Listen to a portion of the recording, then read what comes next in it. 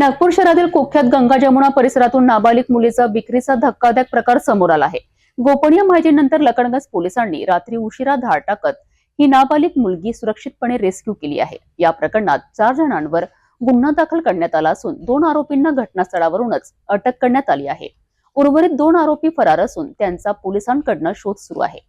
मानव तस्करी विरोधातील ही कारवाई अत्यंत महत्त्वाची मानली जात आहे। नागपूरच्या गंगा जमुना परिसर जो देह विक्री आणि विविध गुन्हेगारी क्रियाकल्पांसाठी कुख्यात आहे, तिथून पुन्हा एकदा थरारक घटना समोर आली आहे। गुप्त माहितीच्या आधारे लखनगंज पोलिसांनी रात्री छापा टाकून नाबालिग मुलीची विक्री करण्याचा प्रयत्न उधळून लावलाय।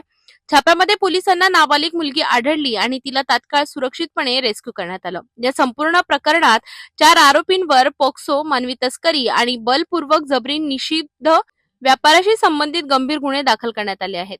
कारवाई दरम्यान 2 आरोपी पोलिसांच्या हाती लागले तर इतर दोघे तिथून पसार झाले। फरार आरोपीचा शोध घेण्यासाठी विशेष पथके गठीत करण्यात आली आहेत। पोलिसांच्या म्हणण्यानुसार गंगा जमुना परिसरात सुरू असलेल्या बेकायदेशीर धंद्यांना आळा घालण्यासाठी ही कारवाई मोठा धक्का ठरेल।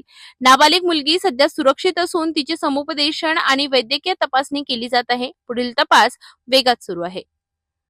आणि याच्यामध्ये लखनगंज पोलीस स्टेशन अंतर्गत जो भास्कर गल्ली आहे गंगा जमुना एरिया, त्या ठिकाणी अल्पवयीन मुलींकडून वेश्या व्यवसाय केला जातो। याच्या अनुषंगाने त्या ठिकाणचे आमचे बीट इन्चार्ज ऑफिसर तसेच आमचे पोलीस निरीक्षक लखनगंज यांना त्या ठिकाणी माहिती मिळाली। त्याच्या अनुषंगाने आम्ही त्या ठिकाणी कारवाई करण्यात आलेली आहे। त्या कारवाईमध्ये एका अल्पवयीन मुलीची आम्ही त्या ठिकाणून सुटका करण्यात आली आहे आणि 4 लोकांवरती या ठिकाणी गुन्हा दाखल करण्यात आलेला आहे। त्याच्यामध्ये जे गिराईक म्हणून त्या ठिकाणी आलेला आहे त्याला सदर मुलीला ज्या महिलेने त्या ठिकाणी घेऊन आले ते महिलाही आम्ही अटक करण्यात आलेली आहे। व इतर 2 व्यक्ती, एक महिला व एक पुरुष त्या ठिकाणी अद्याप फरार आहेत। त्याच्या अनुषंगाने आम्ही तपास करत आहोत।